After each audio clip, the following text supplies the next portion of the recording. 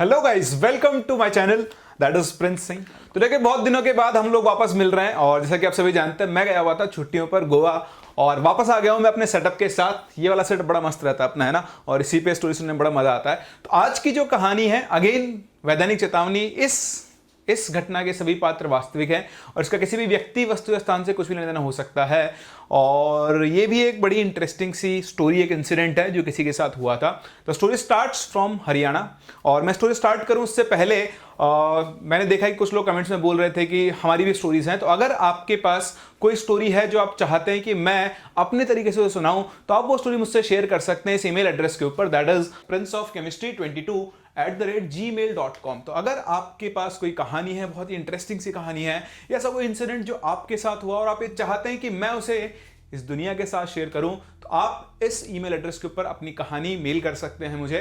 उसमें आप अपना नाम जरूर बताएं, क्योंकि मैं आपको शाउट आउट देने वाला हूं ही। उसके अलावा आप कहानी का ओरिजिन जरूर बताएं और किसके साथ हुई थी ये भी जरूर बताएं। उसको मैं अपने तरीके से, अपने शब्दों में बयां करूंगा, जो कि आई थिंक आप लोगों को बड़ा अच्छा लगता है। तो ये स्टार्ट करते हैं आज की कहानी के साथ। आज की कहानी का टाइटल तो आप लोगों को पहले से ही पता है, जो कि है प्यार का काला जादू। तो ये कहानी ऑब्वियसली एक लव अफेयर के अराउंड चलती है और कैसे क्या क्या यहाँ पर होता है वो हम लोग देखने वाले हैं। कहानी को हम शुरू करें उससे पहले उनके कैरेक्टर्स से मिल लेते हैं। तो यहाँ पर जो आपके कैरेक्टर्स हैं, कैरेक्टर्स यहाँ पर हैं, देखें। एक तो है गुप्ता जी। कौन है? गुप्ता जी। गुप्ता जी की दो बेटियां हैं, एक का नाम है नेहा और एक का नाम है सीमा। ऑब्वियसली गुप्ता जी हैं तो गुप्ता जी की वाइफ भी होगी। तो ये कहानी का एक पार्ट है। गुप्ता जी एक गवर्नमेंट सर्वेंट है, मतलब उनकी सरकारी नौकरी है ना, सरकारी नौकरी। अब गवर्नमेंट से क्या है वो तो मुझे भी याद नहीं, पर गवर्नमेंट सर्वेंट है। और इनका घर है झज्जर में, ठीक। तो झज्जर में कहीं इनका घर है और यहां से ये कहानी शुरू होती है, ठीक है। तो कहानी के एक पार्ट है ये। दूसरा पार्ट मैं आपको कहानी के अंदर ही मिलवाऊंगा। तो गुप्ता जी इन दिनों बहुत परेशान रहते थे, क्योंकि गुप्ता जी की जो दो बेटियां थी, उनमें से एक बेटी जिसका नाम है नेहा, उसकी तबीयत बहुत दिनों से खराब चल रही थी। 3-4 महीने से उसकी तबीयत बड़ी खराब हो रही थी। वो लगातार वेट लूज कर रही थी, बड़ी अजीब अजीब सी हरकतें करती थी, एकदम से बैठे बैठे चिल्लाना शुरू कर देती थी और चलते चलते गिर जाया करती थी। तो इस तरह से उसकी बहुत ही ज़्यादा तबीयत खराब थी। ये जो चीज़ें शुरू हुई, ये 3-4 महीने पहले शुरू हुई, लगातार इस चीज़ की इंटेंसिटी बढ़ती जा रही थी। गुप्ता जी ने शहर के और शहर के बाहर हर अच्छे डॉक्टर को दिखा लिया, लेकिन उनकी बेटी के स्वास्थ्य पे कोई फर्क नहीं पड़ा। वो लगातार बिगड़ता रहा। सारे चेकअप्स हो गए, सारी रिपोर्ट्स हो गई, किसी रिपोर्ट में कुछ नहीं आया, सारी रिपोर्ट्स नॉर्मल थी, लेकिन उस बच्ची की हालत लगातार बिगड़ती जा रही थी। नेहा की एज रही होगी अराउंड 20-21, ठीक है, और सीमा उससे करीबन 3 या 4 साल छोटी थी। तो नेहा की हालत में कोई इंप्रूवमेंट नहीं था, वो लगातार उसकी हालत और डिग्रेड होती जा रही थी। शर्मा जी को कुछ समझ में नहीं आता कि क्या करे, जब सारे इलाज ले लिए उससे भी कोई फर्क नहीं पड़ रहा। तो पड़ोस अड़ोस रिश्तेदार, इन सब में बातें तो पहुंचती है।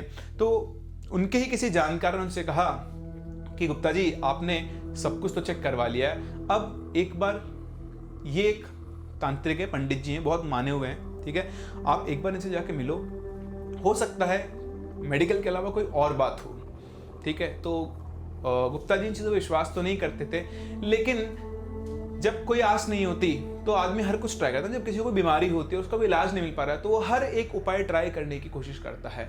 तो गुप्ता जी ने भी सोचा, गुप्ताइन जी मतलब उनकी वाइफ से उन्होंने डिस्कस किया और दोनों इस कंक्लूजन पे पहुंचे कि यार चलो एक बार इनसे मिलकर तो देखते हैं। तो उन्होंने, जिन्होंने इनको रिकमेंड किया था, उन्होंने एक नंबर दिया, उन्होंने इस नंबर पर कॉल किया और कॉल किया तो वहाँ से जो पंडित जी थे उनका नाम था मदन शर्मा। क्या नाम था? मदन शर्मा। और उनका एक असिस्टेंट था। उस असिस्टेंट ने फ़ोन उठाया तो उसने, गुप्ता जी ने बोला कि हमारी ऐसे बेटी है, उसकी 3-4 महीने से तबीयत खराब चल रही है, उसमें कोई इंप्रूवमेंट नहीं आ रहा है, फला फला आदमी ने आपका रिकमेंडेशन दिया और हम पंडित जी से मिलना चाहते हैं। तो जो उनका असिस्टेंट था उसने बोला कि आज तो बिजी हैं, आप एक काम करो, परसों आ जाओ और परसों का मैं आपका अपॉइंटमेंट दे देता हूँ, परसों आप आके पंडित जी से मिल सकते हैं, ठीक है। परसों का अपॉइंटमेंट फिक्स हो गया। अच्छा, ये पंडित जी थे रोहतक में, तो बहुत ज़्यादा दूर है नहीं, आई थिंक रोहतक, झज्जर से रोहतक।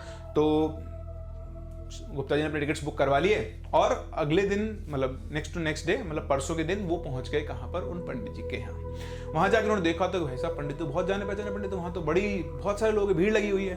तो जो अपने गुप्ता जी थे वो वेट करने लगे अपने बारी का इंतजार करने का।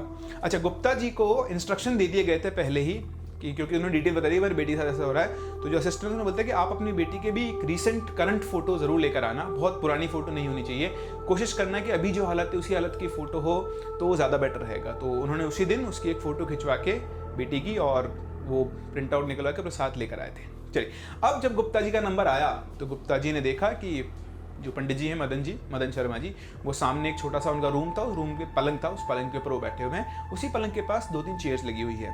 तो गुप्ता जी में पहुंचे, उन्होंने प्रणाम किया, प्रणाम पंडित जी। तो पंडित जी ने बोला कि आइए बैठिए। तो पंडित जी ने पूछा बताइए क्या नाम है आपका? तो बोला मेरा सरनेम तो मुझे याद नहीं है, पर सरनेम याद है मुझे, एग्जैक्ट फर्स्ट नेम उनका याद नहीं है, तो फर्स्ट नेम आप मान लो। उन्होंने बोले अखिल गुप्ता। तो बोला बताइए गुप्ता जी क्या प्रॉब्लम है? तो गुप्ता जी ने बोला कि सर मेरी परसों बात हुई थी मेरी बेटी को लेकर। तो उन्होंने अंकुर को देखा, अंकुर ने बताया वो सीन था। तो बोले अच्छा हाँ, तो बताइए आपकी बेटी को क्या प्रॉब्लम है? पंडित जी ने गुप्ता जी से पूछा। गुप्ता जी बोलते हैं सर पता नहीं क्या हो रहा है, पिछले 3-4 महीने से मतलब ऑलमोस्ट 3.5 महीने हो गए हैं, बिल्कुल स्वस्थ थी मेरी बच्ची और अचानक से उसकी एक दिन तबीयत खराब होना शुरू हुई। वो घर पे आई, उसको बड़ा अजीब सा फील हो रहा था और उस दिन के बाद से उसकी तबीयत मतलब उस दिन से वो बीमार हुई, उसको फीवर आया, उसके बाद उसके हाथ पैरों ने मतलब है ना हाथ पैरों में कमजोरी आना शुरू हो गई, वो चलते चलते गिर जाती है और बिहेवियर धीरे धीरे बदलता जा रहा है। वो कभी भी रात को उठ के जोर जोर से रोने लग जाती है, कभी भी एकदम से चिल्लाने लग जाती है, अपने बाल नोचने लग जाती है। मुझे समझ में नहीं आ रहा उसको क्या हो रहा है। मैंने हर डॉक्टर को दिखा लिया, उसकी सारी रिपोर्ट्स नॉर्मल हैं, सब कुछ ठीक है, बट ये सब क्या हो रहा है मुझे बिल्कुल समझ में नहीं आ रहा। तो पंडित जी ने बोला कि क्या मैं आपकी बेटी की फ़ोटो देख सकता हूँ? मैंने आपको फ़ोटो के लिए कहा था। तो बोला हाँ सर देखिए। तो उन्होंने फ़ोटो ली, उन्होंने फ़ोटो को देखा, फ़ोटो को अपने असिस्टेंट को दिखाया, दोनों की आंखों में कम बात हुई, मतलब उन्होंने कहा कि क्या है ये, कुछ तो है। तो उन्होंने पंडित जी से फ़ोटो रख ली उन्होंने अपने पास और गुप्ता जी से बोले कि गुप्ता जी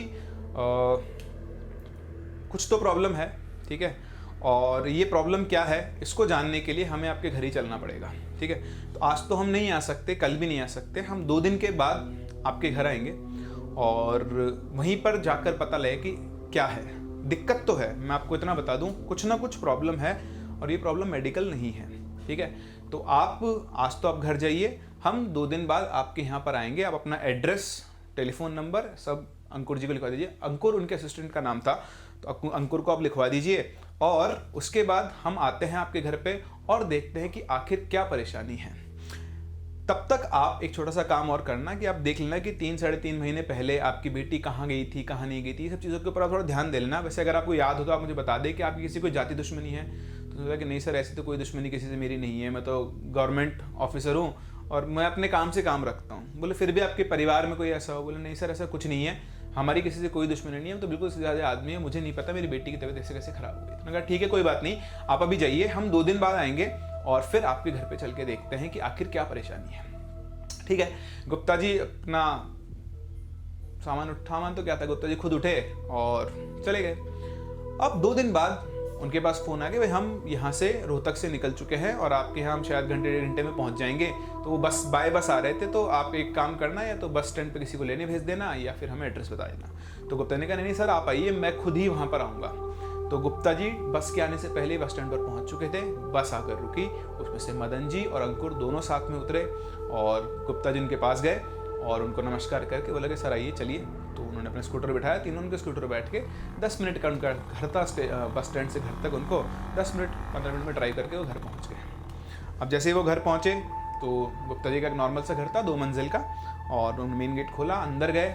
अंदर जाके देखा तो मिसेस गुप्ता वहीं पे खड़ी थी। उन्होंने भी प्रणाम किया कि प्रणाम पंडित जी। साथ ही में उनकी बेटी थी सीमा, उसने भी नमस्ते किया।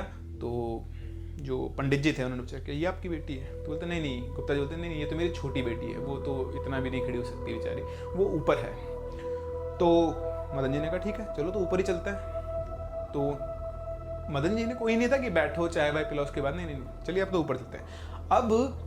अब जैसे ही अच्छा वो मदन जी थे ना बहुत पहुंचे हुए तांत्रिक, ऐसे नहीं कोई ऐरा गैरा नत्थु कह रहा है आप सोच रहे हो कि पंडित पैसे खाने वाले, नहीं। आपने ध्यान दिया हो तो मैंने आपको नहीं बताया कि जब वो वहाँ गए गुप्ता जी तो उन्होंने कोई फीस नहीं ली, उन्होंने इवन अपने आने तक का टिकट नहीं लिया, कोई पैसा नहीं लिया उन्होंने। कुछ लोग जिन पर असली ऐसी शक्तियाँ होती है तो उनके वो पैसे नहीं लेते हैं, ठीक है, जनरली नहीं लेते हैं। अब थोड़ा बहुत अगर कोई अपनी तरफ से दे तो वो बात अलग है, वरना खुद से मांग के कभी लेते हैं। तो उन्होंने बोला चलिए अब चलते हैं। तो जैसे ही ऊपर सीढ़ी पे चढ़ने लगे, सीढ़ी पे चढ़ते चढ़ते अचानक से जो आपके पंडित जी थे मदन जी, उनको एक बहुत गंदी स्मेल आई। मतलब उनके पास जो होता है ना गमछा टाइप होता है, उन्होंने अपने नाक पे लगा लिया, रुमाल टाइप जो चीज़ होती है, और बाकी किसी को स्मेल नहीं आती, उनको बहुत तेज स्मेल है, उन्होंने नाक पे लगा लिया और चारों तरफ देखने लगे। एक्चुअली उनको ऐसी स्मेल आ रही थी जैसे कोई डेड बॉडी पड़ी हुई है, हिंदी बोलो मुर्दे सड़ जाते हैं ना, ऐसी उनको बदबू आई, और किसी और को नहीं आ रही थी वो, पर जैसे चढ़ने लगे उनको ऐसी बदबू आई कि डेड बॉडी पड़ी हुई है। वो धीरे धीरे सीढ़ियाँ चढ़ने लगे। सीढ़ी चल के सामने ही नेहा का कमरा था जिसका गेट बंद था। जैसे वो गेट की तरफ बढ़ने लगे, बड़े अजीब सा वाक्य हुआ। क्या हुआ कि वहाँ पर जो दीवार थी, उस दीवार पर दोनों तरफ से 2 छिपकली आई, एक छिपकली इधर से, एक छिपकली इधर से, गेट के जस्ट पास में आके, और वो यूँ गर्दन उठा के, हाँ यूँ गर्दन उठा के मदन जी की तरफ और बाकी सब तरफ देखने लगी। सभी लोग बड़े सहम से गए, ये क्या हो रहा है? ये तो आप खुद सोचो, आप किसी के घर में जा रहे हो और आप गेट पर पहुंचे और 2 छिपकलियाँ आके आपको यूँ देखने लग जाए, बताओ क्या होगा? हाँ वही होगा ना। तो वही हुआ। सब लोग को बड़ा अजीब सा लगा, बड़ा ठीक है। वो छिपकलियाँ थोड़ी देर के लिए वहाँ रुकी और फिर दोनों भाग गई। अब आगे पहुंचे, जैसे उन्होंने गेट खोला, देखा गेट पे सामने एक चारपाई बिछी हुई है, नॉर्मल सा पलंग, उस पलंग के ऊपर एक पतली सी है ना, बिल्कुल लकड़ी सामान एक लड़की लेटी हुई है और उसको नींद आ रही है, वो सो रही है, ठीक है। पलंग के पास ही गुप्ता जी ने चेयर लगा दी पंडित जी की, अंकुर उनके साइड में खड़ा था और गुप्ता जी इस तरफ पैर के में खड़े थे। जैसे अंदर पहुंचे, गुप्ता जी ने आवाज़ दी नेहा को, बेटा नेहा। तो नहीं उठी। बेटा नेहा उठो, देखो तुमसे पंडित जी मिलने आए। तो नेहा अपनी आंखें ऐसे मसलती हुई उठी और सामने पंडित जी थे। तो गुप्ता जी ने बोला, नेहा देखो पंडित जी आए, प्रणाम करो। तो नेहा ने बोला, प्रणाम पंडित जी। तो खुश रहो बेटा, मदन जी ने बोला। तो मदन जी जैसे ही वो लड़की खड़ी हुई, उन्होंने मदन जी ने उस लड़की से पूछा, अच्छा बेटा बताओ तुम्हारा नाम क्या है? तो बोलती जी नेहा। अच्छा नेहा, तुम्हें क्या तकलीफ़ है? तो बोलती मुझे तो कोई तकलीफ़ नहीं है। नहीं, तुम्हारे पिताजी बता रहे हैं कि तुम्हारी तबीयत बहुत टाइम से ख़राब चल रही है, 3.5-4 महीने से, तो बताओ तुम्हें क्या परेशानी? बोलती नहीं पंडित जी मैं तो बिल्कुल ठीक हूँ, मुझे कोई परेशानी नहीं है, मैं तो बिल्कुल ठीक हूँ। तो पंडित जी, अब आपको भी दिख रहा है, वो पंडित जी को दिख रहा था कि वो ठीक नहीं है। तो पंडित जी ने सोचा, अच्छा बच्चा बताओ कि तुम 3-3.5 महीने पहले कहीं आई गई थी, कहीं ऐसी जगह पर जो तुम्हारे लिए अननोन हो या कुछ ऐसा कोई वाक्य हो? बोलता नहीं पंडित जी ऐसा कुछ भी नहीं हुआ और मैं बिल्कुल ठीक हूँ, पता नहीं क्यों आप मुझसे बार बार यही सवाल पूछ रहे हो। अच्छा, तो इतनी देर में जब पंडित जी नेहा से बातें कर रहे थे, तो बातें करते करते मिसेस गुप्ता पानी लेकर आ गई। घर पे कोई आता है तो पानी लेकर तो आते ही हैं, तो मिसेस गुप्ता वहाँ पर क्या हो गई, पानी लेकर आ गई। पंडित जी ने पानी का गिलास उठाया, अपने हाथ में रखा, ऐसे थोड़ा सा हाथ चलाया और नेहा की तरफ देते हुए, लो बेटा पानी पी लो। तो नेहा ने बोला नहीं मुझे पानी नहीं बेटा पानी पी लो। तो नेहा ने वो पानी का गिलास लिया, उसको ऐसे सूंघा, सारा पानी नीचे। ये क्या हुआ? नेहा ने पानी का गिलास लिया, सूंघा और नीचे फेंक दिया। इतना देखते ही गुप्ता जी को गुस्सा आया, नेहा क्या बदतमीजी है। तो मदन जी ने गुप्ता जी की तरफ देखते हैं, Gupta ji just chill, just chill का उन्होंने जस्ट चिल नहीं बोला, जस्ट मैं बोल रहा हूँ, उन्होंने बोला जस्ट चिल मैं संभाल रहा हूँ, उन्होंने उसको मना कर दिया। तो उसने बोला, मदन जी ने नेहा से बोला कि तुमने अपना नाम क्या बताया था? तो बोलती नेहा। नहीं मैं तुम्हारा नाम नहीं पूछ रहा हूँ, मैं इस लड़की का नाम नहीं पूछ रहा हूँ, मैं तुम्हारा नाम पूछ रहा हूँ, तुम्हारा नाम क्या है? इतना बोलते ही सबका दिमाग खराब हो गया। गुप्ता जी, अंकुर जी, गुप्ता जी की वाइफ थी, तो क्या बात कर रहे हैं? तो मदन जी ने दोबारा पूछा, बोल तेरा नाम क्या है? तो लड़की बोलती है कि पापा ले जाओ इस आदमी को यहाँ से बाहर, पता नहीं कैसी बातें कर रहा है। तो मदन जी ने बोला, देख सीधे तरीके से बता दे तू कौन है, वरना मुझे और भी कई तरीके आते हैं। इतना बोलते ही नेहा जोर जोर से हंसने लगी। क्या कर लेगा तू? तो बोलती, तू बता सबसे पहले कि तू कौन है और तू इस लड़की के शरीर में क्या कर रही है, सीधे सीधे बता दे, वरना मुझे बहुत सारे तरीके आते हैं तुम जैसों को भगाने के। वो और जोर से तू क्या कर लेगा मेरा? वो बहुत जोर से हंसने लग गई ना, बड़ी खतरनाक सी उसकी आवाज आने लग गई और वो बोलने लगी कि तू कर क्या सकता है मेरा, चुपचाप यहाँ से चला जा, वरना तू और ये तेरा साथ का है ना साथी, ये दोनों के दोनों आज यहाँ से जिंदा बच के नहीं जा पाएंगे। अब ये सब चल रहा था, इधर गुप्ता जी और गुप्ता जी की वाइफ सोचते कि सब चल क्या रहा है आखिर, ये एकदम से क्या बिहेवियर हो गया। नेहा जो शांत से थी एकदम से इतनी एरोगेंट, इतनी खतरनाक बात है। उसकी आवाज़ थोड़ी चेंज हो गई थी, जैसे पोजीशन के अंदर होता है ना, कोई पोजेस कर लेता है उसको, इस तरह से उसकी आवाज़ क्या हो चुकी थी, चेंज हो चुकी थी। इधर इन दोनों का कन्वर्सेशन चल रहा था, तो मदन जी ने बोला तो तू ऐसे नहीं बताएगी? तो बोलते जा, तू जो कर सकता है कर ले, ना मैं यहाँ से जाने वाली हूँ और ना तू मुझे यहाँ से भगा सकता है। इतना बोलना था कि मदन जी ने अपने झोले में हाथ डाला, कुछ ऐसे हाथ घुमाया, एक मंत्र बोला और उसे मुश्किल कुछ मंत्र समझ गए। जैसे उसने मुझे मंत्र मारा, वो जो बॉडी थी नेहा की जो बोल रही थी, एकदम से बिल्कुल ढीली पड़ गई, बिल्कुल ठंडी होकर वो सीधी पलंग के ऊपर गिर गई। तो अंकुर मदन जी ने अंकुर को और गुप्ता जी को बोला कि इसे सीधा लिटाओ, तो उन्होंने उसको सीधा लिटाया। और फिर गुप्ता जी और गुप्ताइन, मतलब जो मिसेस गुप्ता थी, दोनों वहाँ खड़े हो गए और मिसेस गुप्ता तो मतलब रोनी से लग गई। तो गुप्ता जी ने बोला पंडित जी ये सब क्या था? तो पंडित जी ने बताया कि आपकी बेटी को किसी आत्मा ने, मतलब आपकी बेटी के शरीर में किसी की आत्मा है और इसी वजह से उसकी तबीयत दिन ब दिन खराब होती जा रही है। और जो था वो आपने भी देख लिया है सामने, क्या है क्या नहीं है वो तो हमें पता करना पड़ेगा, बट जो भी है बहुत शक्तिशाली है, वरना मुझसे इस तरीके से कोई बात जनरली नहीं कर पाता है।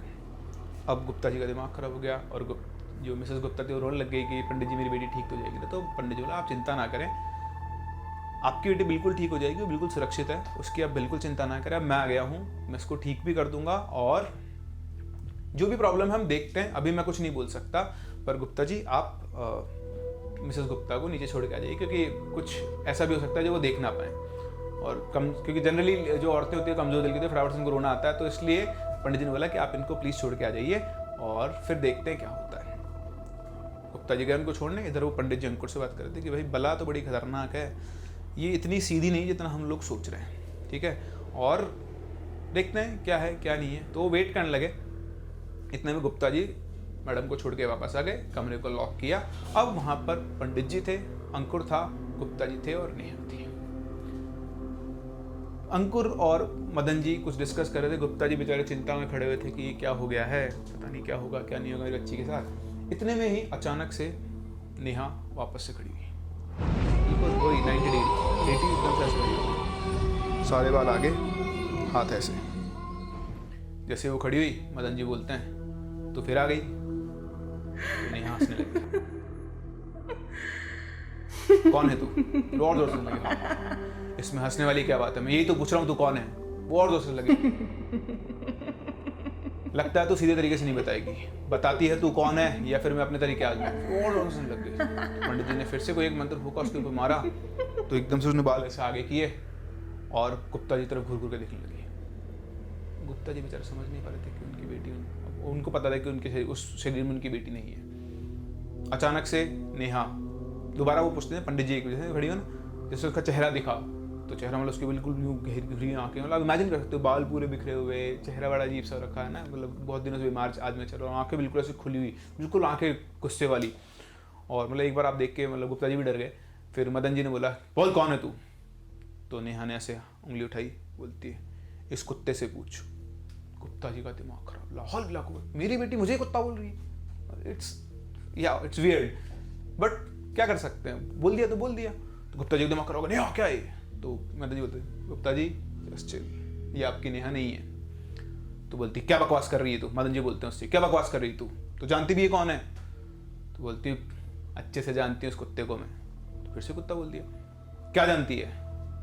मैं विमला हूँ, विमला, पूछ इससे। अब जैसे उसने बोला मैं विमला हूँ, विमला, गुप्ता जी के पैरों तले जमीन खिसक गई। गुप्ता जी ने कभी नहीं सोचा था कि विमला की कहानी किसी के सामने आ पाएगी, लेकिन यहाँ तो दो अनजान लोगों के सामने विमला का नाम आ चुका है। आखिर ये विमला कौन है? हाँ, आप वही सोच रहे हो ना। चलो देखते हैं कि आपकी जो गैसिंग है वो सही है या फिर नहीं है। तो अब सीन घूमता है गुप्ता जी की तरफ, मदन जी घूमे गुप्ता की तरफ। गुप्ता जी से बोलते हैं गुप्ता जी ये क्या माजरा है, ये विमला कौन है? गुप्ता जी कुछ नहीं बोलते हैं, सहम जाते हैं गुप्ता जी और अपनी आंखें नीचे कर लेते हैं। अंकुर और मदन जी दोनों से देखते हैं कुछ तो चक्कर है। तो मदन जी वापस बोलते हैं गुप्ता जी से, गुप्ता जी बताओ विमला कौन है? आपके इन्हीं कारनामों की वजह से, गुप्ता जी भी वही सोच रहे थे जो आप सोच रहे हो, आपके इन्हीं कारनामों की वजह से आपकी बेटी को ये सब कुछ झेलना पड़ रहा है। गुप्ता जी बिल्कुल गर्दन नीचे झुका के ना, शर्मिंदा जो होता था आदमी, वैसे गर्दन झुका के ऐसे खड़े हो गए और बस कुछ बोल नहीं पा रहे थे। मदन जी वापस घूमे नेहा की तरफ, ये तो कुछ बता ही नहीं रहे, तू ही बता तू कौन है और इनसे तेरा क्या लेने देना है? तो बोलती है बहन हूं मैं इसकी। हाँ, इसीलिए कहते हैं सोच अच्छी रखा करो। क्या रखा करो? सोच अच्छी रखा करो।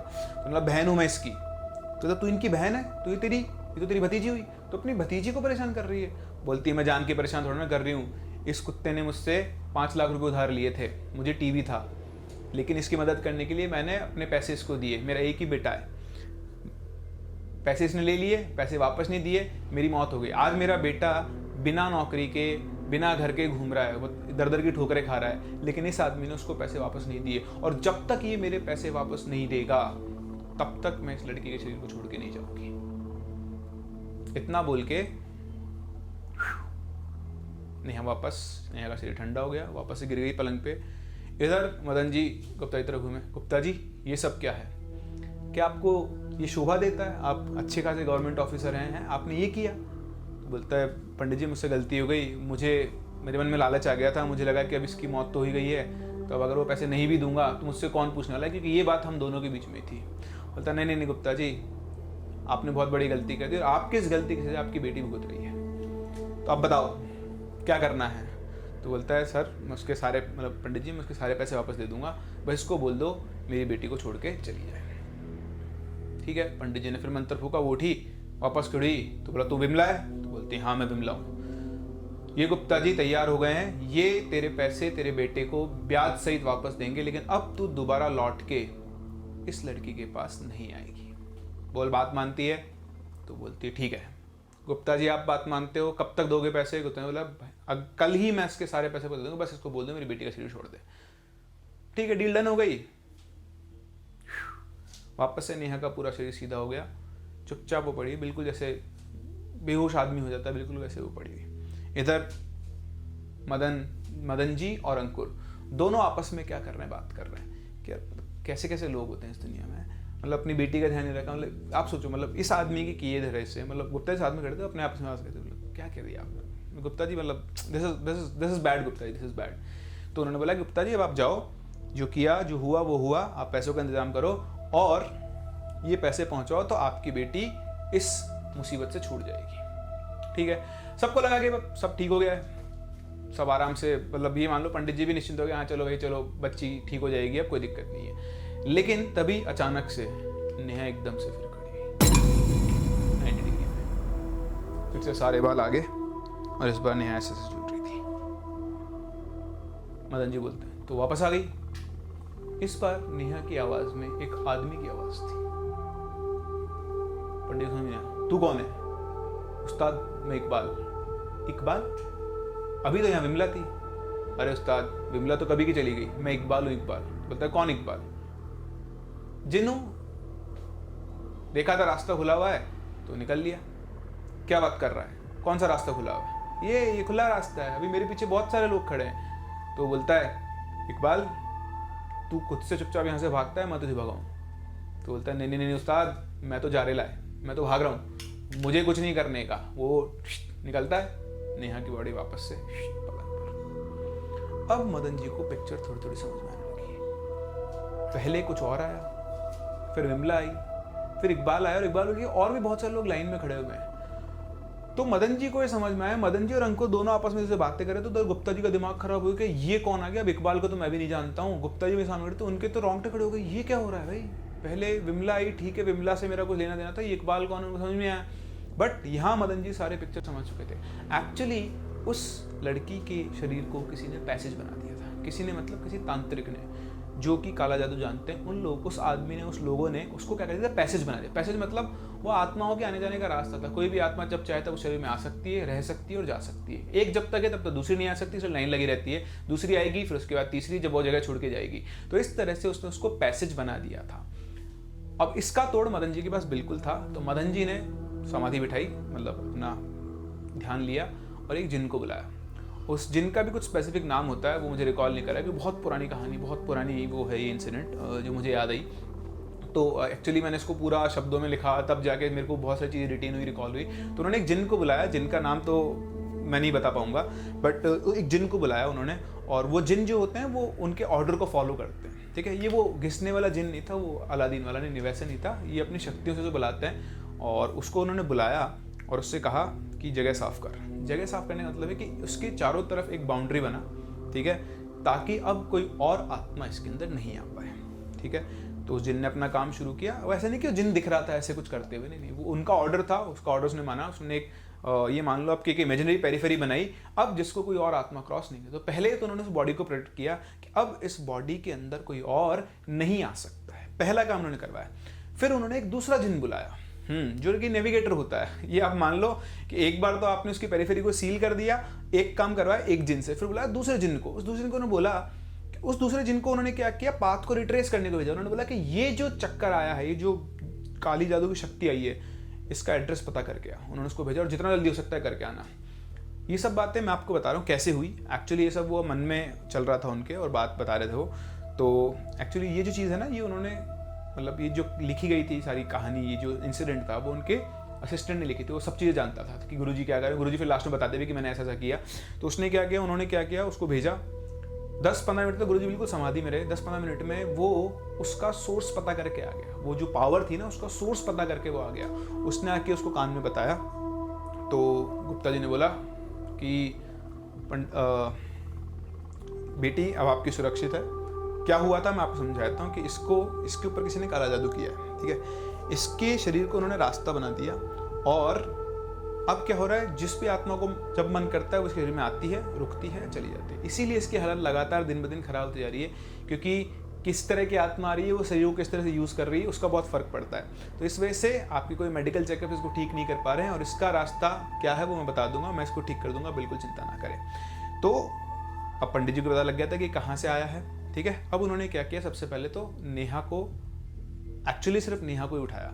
तो जो पेरिफेरी थी वो सील हो चुकी थी, अब कोई नहीं आ सकता था। उन्होंने फिर कुछ थोड़े बहुत मंत्र वंत्र पढ़े और नेहा के ऊपर फूंका, तो नेहा वापस खड़ी। इस बार एक्चुअली नेहा ही खड़ी हुई थी।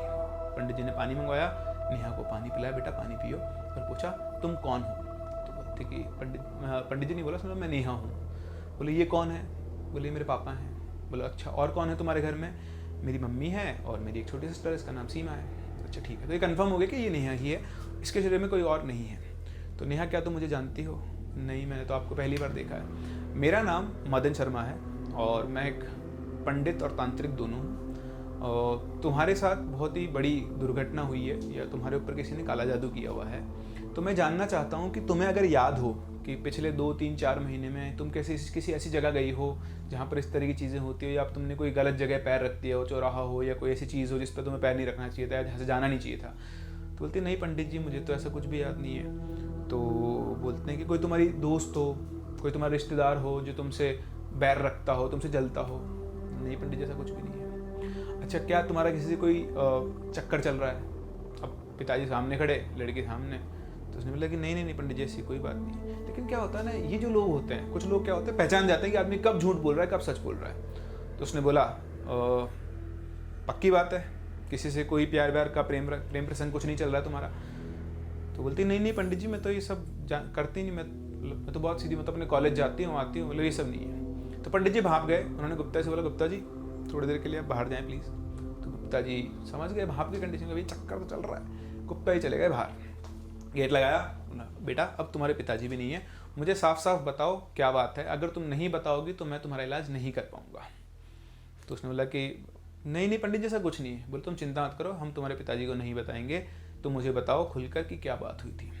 तो फिर नेहा ने बताना शुरू किया कि जी हाँ मेरा एक लड़के के साथ पिछले 3 साल से प्रेम प्रसंग चल रहा है। उसका नाम है गोपाल। क्या है गोपाल, गोलमाल वाला नहीं, वैसे नॉर्मल गोपाल। तो गोपाल के साथ मेरा प्रेम प्रसंग चल रहा है और अभी कुछ दिनों से मतलब पिछले 5-6 महीने से मैं गोपाल के ऊपर प्रेशराइज कर रही थी कि वो मेरे घर वालों से आके मिले शादी के लिए। शादी हम दोनों करना चाहते हैं, लेकिन हमारी इंटरकास्ट मैरिज है, तो हरियाणा में तो वैसे ही बहुत ज़्यादा इसका वो रहता है। तो उसको डर लगता था अपने घर वालों से, तो उसने अपने घर वालों को भी नहीं बताया, और वो मेरे घर वालों से मिलके आने की मेरे घर वालों से मिलने के लिए आने की हिम्मत नहीं जुटा पा रहा है। तो मैंने उसको बहुत समझाया, बट वो नहीं माना। फिर अचानक से 3-4 महीने पहले उसने मुझसे मिलना बंद कर दिया, और तभी से बस मेरी तबीयत खराब हो रही है। तो अब पंडित जी को टोह मिल गई। उन्होंने फिर से अपने जिन को बुलाया, सारी लोकेशन पता करवाई, सारी हिस्ट्री पता करवाई उसके थ्रू, और वापस आए। इधर से उन्होंने गुप्ता जी को बुलाया। नेहा से उन्होंने पहले ही बात कर ली कि देखो मैं अब सारी बात तुम्हारे पिताजी को बताने वाला हूँ, क्या तुम वाकई उस लड़के से शादी करना चाहती हो। उसने बोला कि जी हाँ पंडित जी, मैं तो बिल्कुल से शादी करना चाहती हूँ। ठीक है, जैसा मैं कहूँ बस वैसे ही चुपचाप सुनती रहना, करती रहना। उन्होंने गुप्ता जी को बुलाया, गुप्ता जी से पूछा, गुप्ता जी बोला गुप्ता जी ऐसी सी बात है, आपकी बेटी का गोपाल नाम के लड़के से 3 साल से प्रश्न चल रहा था। ये उस लड़के की जाति है, ये उससे शादी करना चाहती है, क्या आपको इस शादी से कोई दिक्कत है? और गुप्ता जी अपनी बेटी की हालत देख चुके थे, तो बोले अब देखिए दिक्कत हो चाहे ना हो, इसकी जान से तो ऊपर नहीं है ना कुछ भी, तो जो भी होगा मैं तैयार हूँ, मुझे कोई इसको आप इसको ठीक कर दो। तो गुप्ता जी ने बोला देखो नेहा, अगर तुम ये सारी बात पहले अपने पिताजी को बताई थी तो शायद तुम्हारी आज ये कंडीशन नहीं होती। फिर गुप्ता जी को मदन ने बताया कि एक्चुअली मदन जी हुआ क्या है, ये जो लड़का है गोपाल, इसी ने किसी के थ्रू, कोई बहुत पावरफुल आदमी तांत्रिक है, उसके थ्रू इसने इसके ऊपर ये काली जादू की शक्ति, कालू जादू करवाया है, और उसी वजह से पिछले 3.5-4 महीने से क्या हो रही है, परेशान हो रही है। आप बिल्कुल चिंता ना करें, मैं जाता हूँ और मैं ठीक करता हूँ इस चीज़ को, मतलब मैं उस सोर्स पे जा रहा हूँ जहाँ से ये शक्ति आई है, ठीक है, और आप भी मेरे साथ चलोगे। तो इस तरह से सारा सेटलमेंट यहाँ हो गया। गुप्ता जी, मदन जी, अंकुर, तीनों अपने गुप्ता जी के स्कूटर पर बैठकर, वो जो उनका घर था वहाँ से करीबन 1 घंटे की दूरी पर वो जगह थी जहाँ से ये सब आया था वो बाबा, तो पहुँचे तो वहाँ एक छोटा सा कुटिया सी घर बनी हुई थी जिसमें वो बाबा रहता था। तो जैसे ही मदन जी उस कुटिया के गेट पर पहुँचे, नॉक करने से पहले ही उस बाबा ने गेट खोल दिया। आइए मदन जी आइए, मैं आप ही का इंतजार कर रहा था। देख रहा हो पावर, देखो पावर। मदन जी को वहां से बैठे पता लग गया कि ये सोर्स कहाँ है, पावर का सोर्स कहाँ है, और वो सोर्स को पहले से पता था कि वो आदमी यहाँ पर आ रहा है, उसके नॉक करने से उसने गेट खोल दिया। तो बोलता है पंडित जी आपकी बात, मतलब मदन ने दूसरे से बोला पंडित जी आपकी बात अच्छी नहीं लगी, ये तो बहुत गलत काम किया आपने, बच्ची है छोटी सी, आपने उसको इस तरह से परेशान कर दिया। बोलता है नहीं मदन जी ऐसी बात नहीं है, वो हमारी भी बच्ची की तरह ही है, और मैं पूरा ध्यान रख रहा था, उसको मैं कुछ नहीं होने देता, मैं भी बंधा हुआ था, ठीक। तो ये जो उन्होंने बोला कि आपको ऐसा, मतलब मदन जी ने बोला कि मतलब लेकिन फिर भी ये गलत है, आपने एक लड़के के कहने पर ऐसा कर दिया। उसने बोला कि वो लड़का नहीं है, वो एक्चुअली मेरा भांजा है, और उसने बहुत मिन्नतें करके, मतलब बहुत ज़्यादा वो करके मुझे बोला कि मुझे थोड़ा टाइम दिलवा दो, ये मुझे रोज़ आना शादी के लिए बोलती है, अभी मेरे पास जॉब भी नहीं है, मैं किस मुंह से जाकर अपने घर वालों से, उस घर से बोलूँ कि हमारी शादी करवा दो, लेकिन ये है कि मान नहीं रही है, मुझे रोज़ फोर्स करती है, तो आप कुछ ऐसा कर दो कि कुछ टाइम के लिए शांत हो जाए, तब तक मैं अपनी जॉब वॉब ढूंढ कर और फिर मैं इसके घर वालों से बात कर लूँगा और अपने घर वालों से बात कर लूँगा। तो उन्होंने बोला कि नहीं पंडित जी देखिए ये बिल्कुल गलत बात है, आपको ऐसा नहीं करना चाहिए था, और मतलब मैं इस चीज़ को बिल्कुल भी वो नहीं करता हूँ, मतलब सपोर्ट नहीं करता हूँ। तो बोला कि देखिए मैं समझता हूँ इस बात को और मुझसे गलती हो गई। तो उन्होंने बोला कि गलती आप, क्षमा मुझसे नहीं, आप इनके पिताजी उनसे मांगे। तो उन्होंने बोला भाई साहब मुझे माफ़ कर दें, मुझसे गलती तो हो गई, पर आप चिंता ना करें, आपकी बेटी बिल्कुल सुरक्षित है, उसको कुछ नहीं होगा। तो उन्होंने बोला कि अब आप एक काम करो, सबसे पहले तो उसके ऊपर से ये सब आपकी जादू वादू हटाओ, और दूसरा उस लड़के को यहाँ बुलाओ। तो जो पंडित जी थे दूसरे वाले, वो भी ऐसे क्रूअल नहीं थे, वो तो उसके कहने पर, वो उन्होंने कारण, मतलब किसी के कहने पर विवश होकर, मतलब बहुत ज़्यादा जब किसी को इमोशनल करते थे तो उसके चक्कर में उन्होंने कर दिया था। तो उन्होंने अपना तामझाम हटाया और बोला कि 5-7 दिन में बिल्कुल ठीक हो जाएगी, जैसे पहले होती थी बिल्कुल वैसी, एकदम से चेंज नहीं आएगा, और 5-7 दिन में बिल्कुल ठीक हो जाएगी। अच्छा, उधर उन्होंने गोपाल के पिताजी को उनको बुला लिया।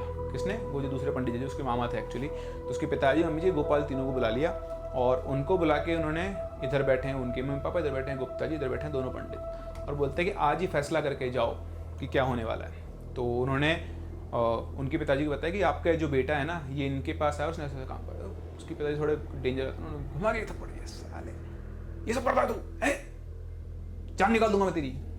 तो वो भी बेचारा, पापा गलती हो गई, मुझसे माफ़ कर दो। तो ठीक है, अब क्या कर सकते हैं, जो हो गया वो तो हो गया। तो बोलने वाले भाई मारपीट की ज़रूरत नहीं, जो हो गया वो हो गया। अब आप तो ये बात बताओ कि ये इनकी बेटी की फ़ोटो है, बेटी तो अभी आ नहीं सकती थी, आप इसे देख लो, आपका लड़का और ये बेटी, इनकी लड़की, दोनों दूसरे से प्यार करते हैं, आपको शादी में कोई दिक्कत है क्या? तो उन्होंने बोला हमें तो शादी में कोई दिक्कत नहीं है। ये लो गुप्ता जी, आपको कोई दिक्कत है? बोले नहीं, हमें भी कोई दिक्कत नहीं है, ये लड़का नौकरी नहीं करता है, जैसे ही नौकरी लग जाएगा हम इनकी शादी करवा देंगे।